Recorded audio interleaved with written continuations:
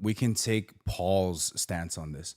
So Paul, it's arguable, but he essentially wrote 14 epistles, right? He had Tertius, he had other people write under him, Luke and things like that for Hebrews. But he says, I am the chief of sinners, right? Number one. But then, and he also says in 1 Corinthians 15 that he is the least of the least apostles. Let's think about that for a second. He's saying he's a chief sinner. He's in an era where there's Nero, and this guy is killing a mass murderer. He's saying he's worse than him. Is he actually physically saying that he's worse, like he's murdered more people? No, it's a heart posture thing, right? So Paul, we can take from him that he teaches us true humility by remembering who we are without Jesus.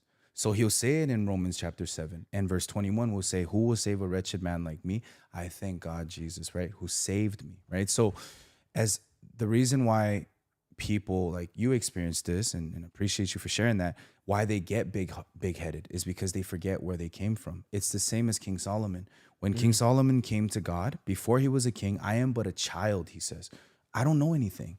But then he started getting the wisdom, and he started to misunderstand that this wisdom from God is now his own wisdom. Yeah. So like my perfection is not from me. If you strip Jesus away from Johnny Chang, bro, I could just murder people straight up. I'm a very, very like hateful person, very calculative, very manipulative.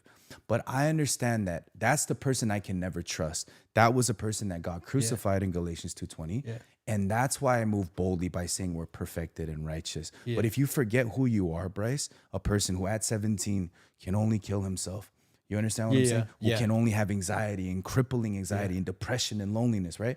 Then you will forever remain humble. Dang. That's what it comes down to with me. I'm going to a church in Austin. We're doing 10,000 people out there. And, we just went to Phoenix and 1,300 people showed up. Yeah. And right then and there, Satan creeps in. Johnny, you're doing good. You could preach the gospel. You can do. And as soon as I hear that, I'm like, wow, that's crazy. One of the sisters comes up to me and goes, Johnny, that was such an amazing sermon. And I tell her straight up, sis, you're too late. So what do you mean? I've been sitting here and I've been watching it the whole time. I said, Satan already told me that. She's like, oh my gosh. So we have to distrust our thoughts. Satan he won't drag you down. He'll boost you so high so that you can fall to your death. That's what it comes down to, because pride before the fall. So you have to recognize, I know the Bible, not because Johnny knows the Bible, because God has given me the provision and the grace to do so. Whoa. But you can only do that by remembering who you are without Jesus Christ. And that's what I always remember. Right? I know who I am without Jesus. I'm not a person who cares about anybody. Very narcissistic, very selfish, very cunning, very lustful. But at the same time, God saved a person like me. Yeah. And he, instead of killing me because I'm supposed to die, he killed his son for me. Why would I then trust that same person? Yeah. And this is where you assume that identity of moving with humility, but also boldness. Yeah. Make sense?